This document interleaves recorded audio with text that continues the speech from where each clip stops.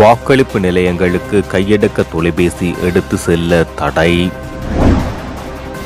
எனது ஆட்சியில் அரசியல் தலையீடின்றி அரசு சேவைகள் முன்னெடுக்கப்படும். சஜித் பிரேமதாசா.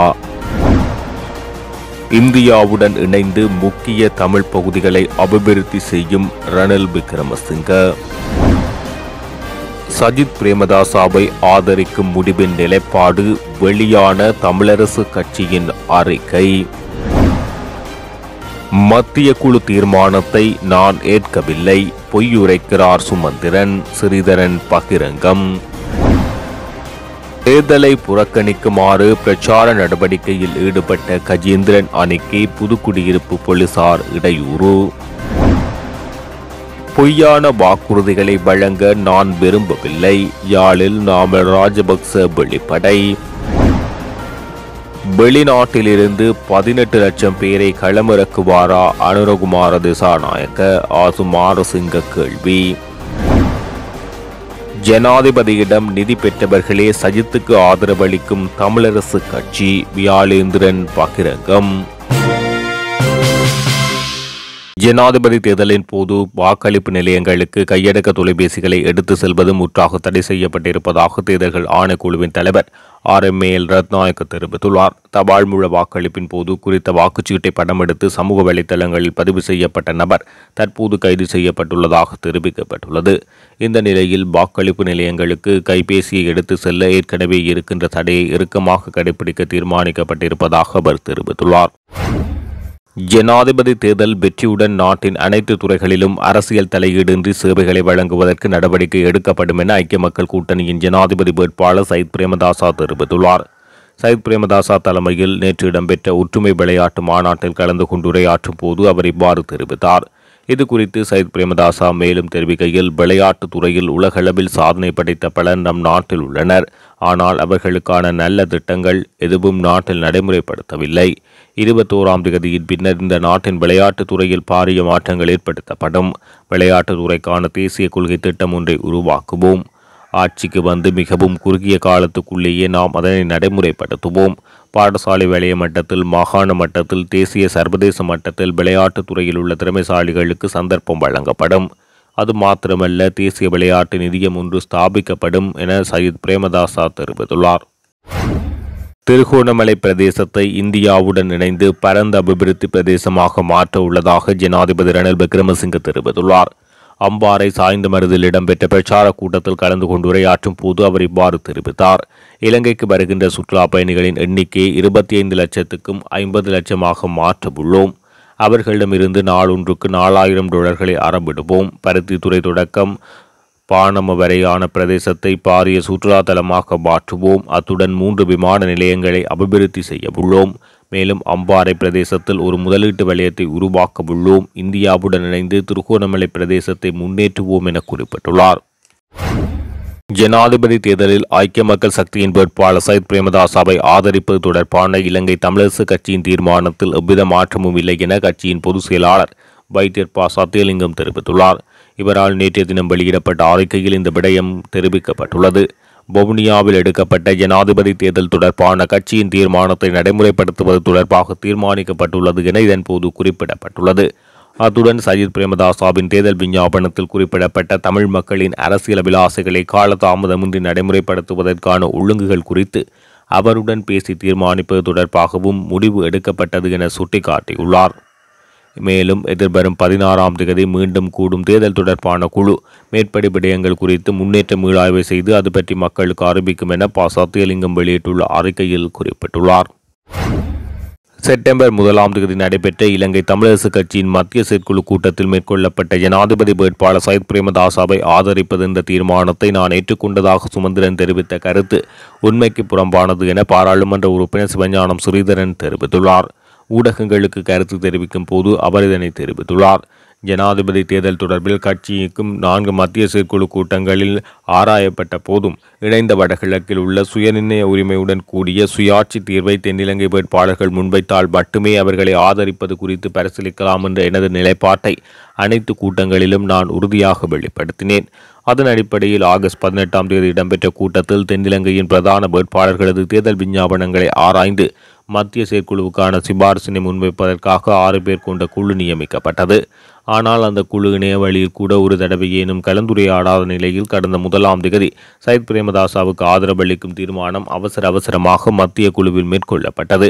குறித்த தீர்மானத்தை நான் ஏற்கவில்லை என்பதையும் அந்த தீர்மானம் ஜனநாயக விரோதமானது என்பதையும் சுட்டிக்காட்டி நான் பொதுச் செயலாளருக்கு கடிதம் ஒன்றை அனுப்பியுள்ளேன். இந்த நிலையில் கடந்த செவ்வாய்க்கிழமை 6 பேர் கொண்ட செயற்குழு 5 பேரின் பங்கேற்போடு வவுனியாவில் கூடியது.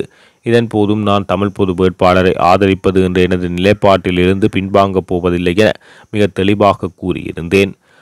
பொது வேட்பாளருக்கான ஆதரவு தளத்தில் நீங்கள் நீண்ட தூரம் சென்றுவிட்டதால் இனி அதிலிருந்து பின்வாங்க முடியாது என்பதை தானும் ஏற்பதாக சுமந்திரன் தெரிவித்துள்ளார்.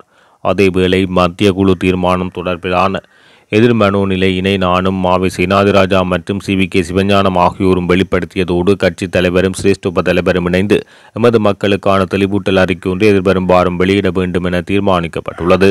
இவ்வாறு இருக்க சையத் பிரேமதாசாவை ஆதரிக்கும் முடிவை நான் ஏற்றுக்கொண்டதாக சுமந்திரன் குறிப்பிட்டுள்ளமை முற்றிலும் பொய்யானது. தமிழ் பொது வேட்பாளரை ஆதரிக்கும் நிலைப்பாட்டில் இருந்து நான் பின்வாங்கப் போவதில்லை என்பதை மக்களுக்கு மீண்டும் உறுதியளிக்கிறேன் என அவர் தெரிவித்துள்ளார். எதிர்வரும் ஜனாதிபதி தேர்தலை புறக்கணிக்குமாறு கூறி தமிழ் தேசிய மக்கள் முன்னணியின் பாராளுமன்ற உறுப்பினர் செல்வராசா கஜேந்திரன் உள்ளிட்ட அணியினர் முல்லைத்தீவில் முன்னெடுத்த பிரச்சார நடவடிக்கைகளில் போலீசார் இடையூறு ஏற்படுத்தியுள்ளனர்.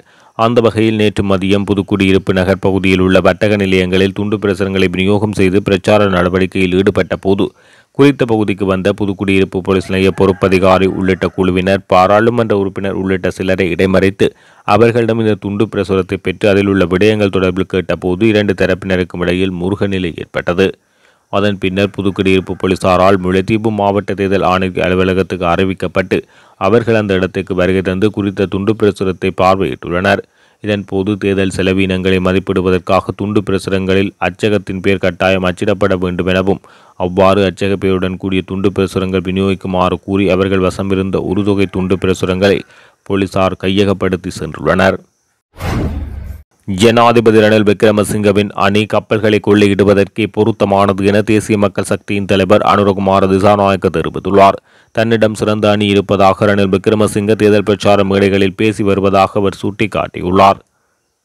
இந்த நல்ல அணி என கூறுவது பிரசன்ன ரணதுங்க, லொஹான் ரத்வத்தே, ரோகிதாபே குணவர்த்தன, மஹிந்தானந்த அலுத்கமகே போன்றவர்களே ஆகும் என அவர் தெரிவித்துள்ளார்.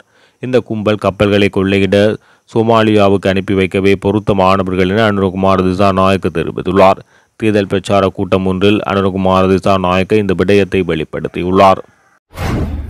பொய்யாக வாக்குறுதிகளை வழங்க நான் விரும்பவில்லை எனவும் 13ஆம் திருத்த சட்டம் தொடர்பில் நாட்டு மக்களுடன் கலந்தாலோசித்து இது குறித்து நன்றாக ஆராய்ந்து தீர்மானம் எடுக்க வேண்டும் என ஸ்ரீலங்கா பொதுஜன முன்னணியின் ஜனாதிபதி வேட்பாளர் நாமல் ராஜபக்ச தெரிவித்துள்ளார். யாழ்ப்பாண ஊடக அமையத்தில் நடைபெற்ற செய்தியாளர் சந்திப்பில் அவர் இதனை தெரிவித்துள்ளார். இந்த 13ஆம் திருத்த சட்டத்தை அமுல்படுத்துவதாக உறுதியளித்த எவரும் தேர்தலை நடாத்தவில்லை. எனவே பொய்யாக வாக்குறுதிகளை வழங்க நான் விரும்பவில்லை. 13ஆம் திருத்த சட்டம் தொடர்பில் நாட்டு மக்களுடன் கலந்தாலோசித்து அது குறித்து நன்றாக ஆராய்ந்து தீர்மானம் எடுக்க வேண்டும். மாறாக தேர்தல் காலத்தில் காணிக்க போலீஸ் அதிகாரங்களை வழங்குவதாக பொய் வாக்குறுதிகள் அளிப்பதில் எவ்வித பயனுமில்லை. தேர்தலின் பின்னர் இது குறித்து அவதானம் செலுத்த முடியும்.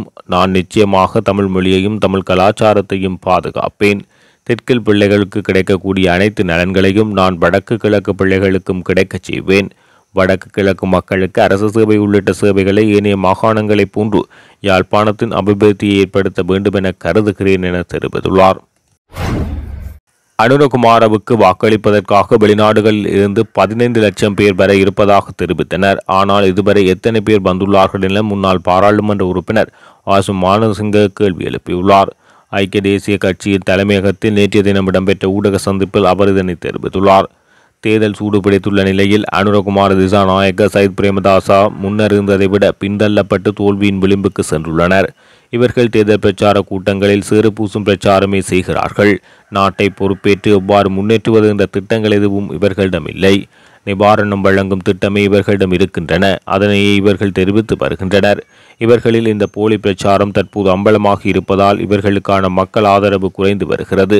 அதனால் இவர்கள் தற்போது மக்களை அச்சுறுத்தும் நடவடிக்கையை ஆரம்பித்துள்ளனர். பொய் பிரச்சாரங்கள் தொடர்பில் மக்கள் தற்போது விளங்கி வருகின்றனர். அதேபோன்று நாட்டை யாருக்கும் கட்டியெழுப்ப முடியும் என்ற உண்மை நிலைமையும் மக்கள் உணர ஆரம்பித்துள்ளனர். இதனால் தேசிய மக்கள் சக்தியின் அச்சுறுத்தல்களுக்கு மக்கள் சரிய போவதில்லை. எவ்வாறான அச்சுறுத்தலாலும் ரணில் விக்ரமசிங்கவின் வெற்றியை தடுக்க முடியாது. இவர்களின் அச்சுறுத்தல்களுக்கு மக்கள் எதிர்வரும் 21ஆம் தேதி புல்லடி மூலம் பதிலளிப்பார்கள் என குறிப்பிட்டுள்ளார். எதிர்க்கட்சி தலைவர் சையத் பிரேமதாசவுக்கு ஆதரவு வழங்கும் தமிழரசு கட்சி மற்றும் பொது வேட்பாளருக்கு பின்னால் நிற்பவர்களும் ஜனாதிபதியிடமிருந்து நிதிகளை பெற்றுக் கொண்டவர்கள்தான் என இராஜாங்க அமைச்சர் சதாசிவம் வியாழேந்திரன் தெரிவித்துள்ளார். குறித்த விடயத்தை மட்டக்களப்பில் அவரது கட்சி அலுவலகத்தில் நேற்று இடம்பெற்ற ஊடக சந்திப்பில் தெரிவித்துள்ளார். நாட்டில் ஏற்பட்ட பிரச்சினைகளுக்கு தீர்வை பெற்றுக் கொடுக்க முயற்சித்தவர் ரணில் விக்ரமசிங்க. அதனை யாரும் மறுக்க முடியாது. பெறப்பட்ட கடன்களை மீள அடைக்க வேண்டும். அத்தோடு தேர்தல் வாக்குறுதியில் குறிப்பிட்டபடி அரசு ஊழியர்களின் சம்பளத்தை அதிகரிக்க வேண்டும். பாராளுமன்ற உறுப்பினர்களின் சலுகைகள் நிறுத்திவிட்டால் பெறப்பட்ட கடனை அடைக்க முடியுமா? ஆகையால் பொருளாதார திட்டத்தை அறிவிக்கும்படி ஜனாதிபதி கூறியுள்ளார். பெறப்பட்ட கடன்களை அடைக்காமல் எவ்வாறு வளமான நாட்டையும் அழகான வாழ்க்கையையும் எவ்வாறு கொடுப்பது, அத்தோடு கடந்த காலங்களில் ஏற்பட்ட நிலையை வரும், இதனை எல்லா மக்களும் நன்கு சிந்திக்கக்கூடியவர்கள். எனவே 21 அவர்கள் நல்ல தீர்ப்பினை வழங்குவார்கள். இதனாலேயே நாங்கள் ஜனாதிபதிக்கு ஆதரவு வழங்கி வருகிறோம். சஜித்துக்கு ஆதரவு வழங்கும் தமிழரசு கட்சி பொது வேட்பாளருக்கு பின்னால் நிற்பவர்களும் ஜனாதிபதியிடமிருந்து நிதிகளை பெற்றுக் கொண்டவர்களே தான். அதன் பின் மாறியவர்களும் உண்டு. இவர்களிடையே சரியான நிலைப்பாடு எதுவும் இல்லை என அவர் தெரிவித்துள்ளார்.